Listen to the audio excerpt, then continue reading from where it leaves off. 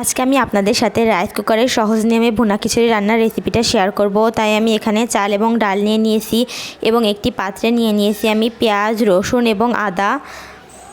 এবার এগুলোকে আমি ভালোভাবে বেটে নিব। এবার আগে থেকে রাখা চাল ডালগুলোকে ভালোভাবে একটু ধুয়ে নিব। এখানে আমি নিয়েছি হাফ কেজি মতো চাল এবং নিয়েছি প্রায় 250 গ্রামের মতো মসুরির ডাল। এবার বেটে রাখা আদা, রসুন, পেঁয়াজ বাটাটা আমি চাল ডালের ভেতরে দিয়ে দিব। এবার এর ভেতরে একে একে দিয়ে নিচ্ছি শুকনো মরিচের গুঁড়া।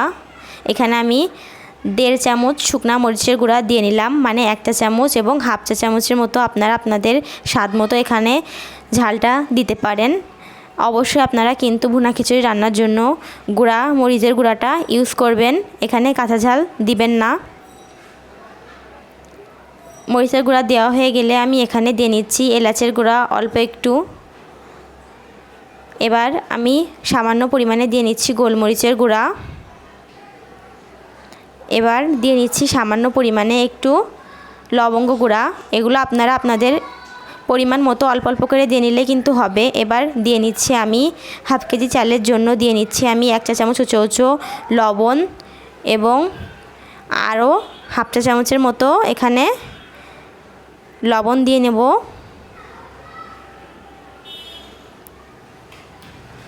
লবণ দেওয়া হয়ে গেলে আমি এর ভেতরে দিয়ে নিচ্ছি একে একে হলুদের গুঁড়া দিয়ে নিব। এবার আমি খিচুড়ি রান্নায় কিন্তু হলুদের গুঁড়া বেশি দেওয়া যাবে না, তাহলে কিন্তু তেতো লাগবে। আমি এখানে হাফ চা চামচের মতো হলুদের গুঁড়া দিয়ে নিয়েছি। ডাল বা খিচুড়ি জাতীয় জিনিসে কিন্তু হলুদের গুঁড়া একটু কম দেওয়ার চেষ্টা করবেন। এবার দিয়ে নিলাম হাফ চা চামচ জিরা গুঁড়া। এবার আমি এখানে দিয়ে নিলাম হাফ চা চামচের মতো দারুচিনি গুঁড়া। এবার দিয়ে নিলাম এখানে গরম মশলার গুঁড়া হাফ চা চামচের মতো।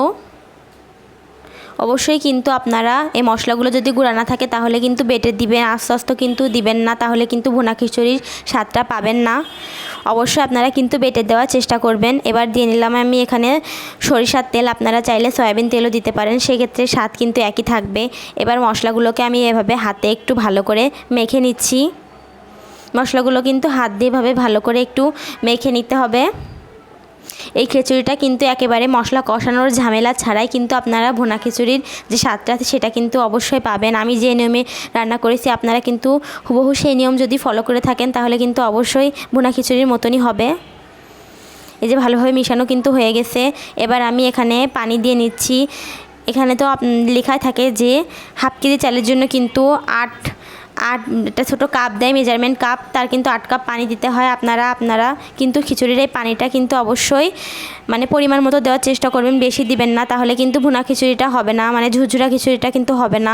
পানি কিন্তু অবশ্যই আপনারা পরিমাণ মতো দেওয়ার চেষ্টা করবেন, সেক্ষেত্রে কাপ মেপে মেপে কিন্তু আপনারা পানি দিয়ে নেবেন।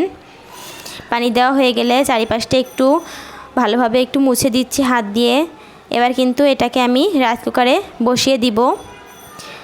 অবশ্যই কিন্তু খেয়াল রাখবেন যাতে পানিটা বেশি না হয়। এবার এটাকে আমি রাইস কুকারে বসিয়ে দিয়ে রান্না করে নিব।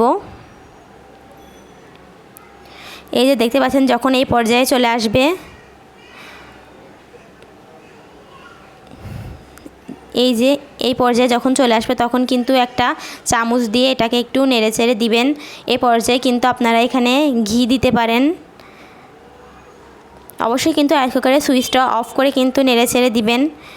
এখন বর্তমানে কিন্তু রাইস কুকারে দুর্ঘটনার সম্ভাবনাটা বেড়েই চলেছে, সেক্ষেত্রে কিন্তু আপনারা সুইচ বন্ধ করে এটাকে নেড়ে দিবেন। এই যে রান্নাটা হয়ে গেলে কিন্তু আমি এটাকে আলু ভাতার সাথে নামিয়ে গরম গরম পরিবেশন করছি। রেসিপিটা ভালো লাগলে অবশ্যই চ্যানেলটি সাবস্ক্রাইব করে পাশে থাকার অনুরোধ রইল। আর যদি কোথাও বুঝতে সমস্যা হয় তাহলে কিন্তু আমাকে অবশ্যই কমেন্টে জানাবেন।